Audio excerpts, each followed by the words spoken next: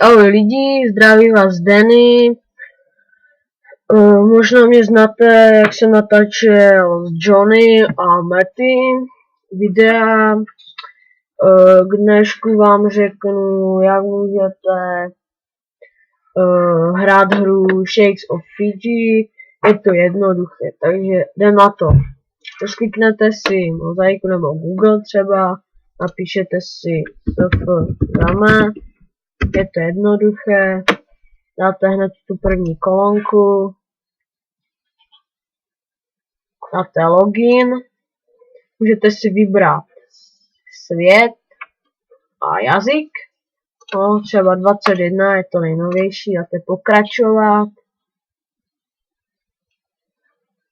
Takže tady se vám něco takového objevilo, no tak můžete být buď holka nebo kluk, dáme si kluka v Mona.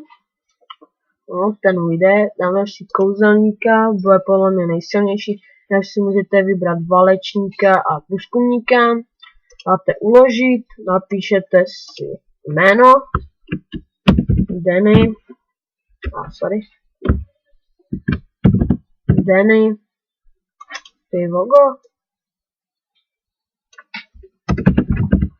Danny, e-mail si napíšete samozřejmě, Danny,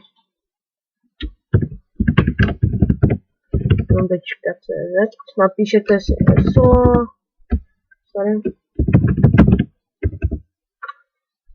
máte souhlasit, že souhlasíte, to jméno není k dispozici, když vám to něco takového napíše, tak si tam přidejte takové čísla třeba 1, 2, 3 nebo 1, 5, 9 třeba a dáte OK.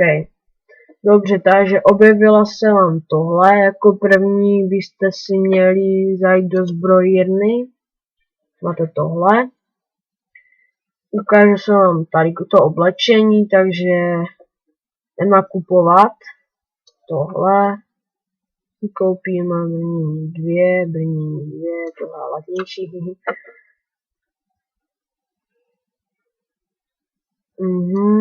Takže nakupujte si, kupujeme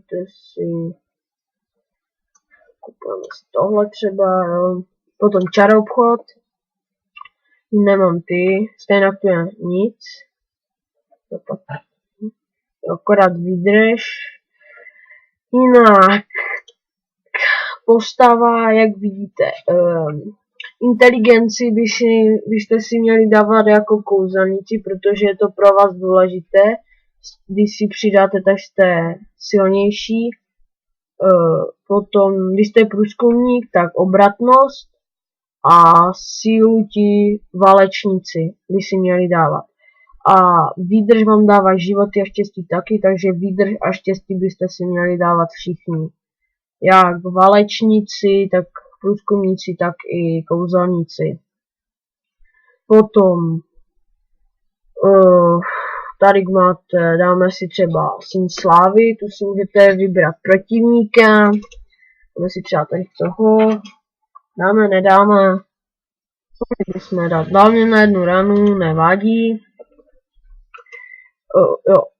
Podzemí, to máte, když dostanete od starých toho podzemí asi v levelu 12, 11, nevím, tak přesně,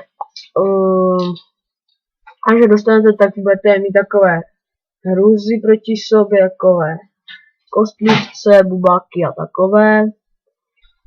Potom arénu hlídku, máte hlídku, když chcete 10 hodin, když už prostě chcete spát, nebo už vám došel v hospodě tady tenhle kredit, tady tohle, tak si dáte jako na 10 hodin, když si dáte 10, tak dostanete víc těch zlaťáků, jinak hospoda, tady k WC to už budete mít až od 101, získáte klid.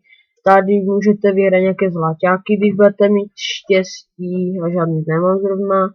Tady, když budete mít žízeň, tak dáte vypít pivo, což tu teďka nemám. A přidá se vám to o 20%. A tady, když na něho kliknete, tak prostě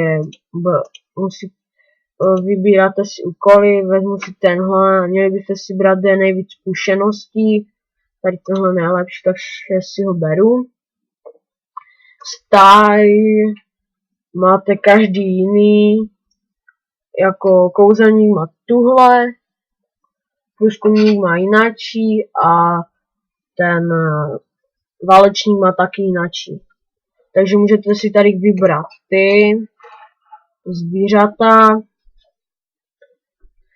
zvířata. Při Síň jsem vám ukazoval.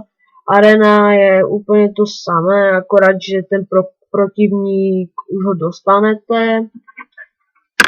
Na houbičkář, tady si kupujete za doopravdické peníze houbičky. No, já nejsem houbičkář, takže díky bohu. Postava, tady si můžete všechno začít vylepšovat, jo, jak chcete.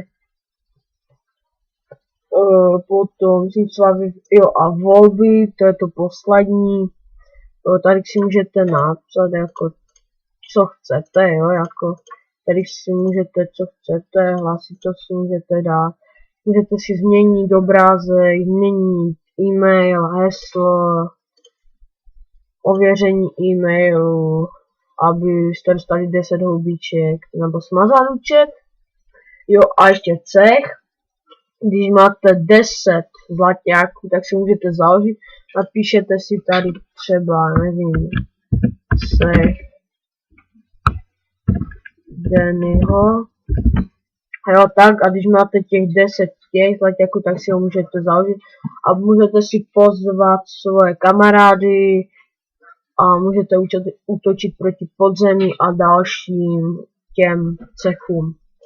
Tady kamín z hospoda. Dal jsem ho, jo. Jinak tady, to jak mi skáče, tak to máte vlastně, čeho jste dosáhli vlastně, to máte řády.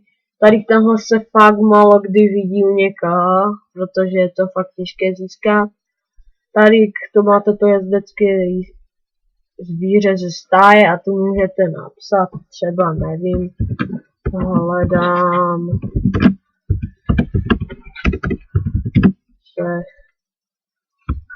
hledám cech.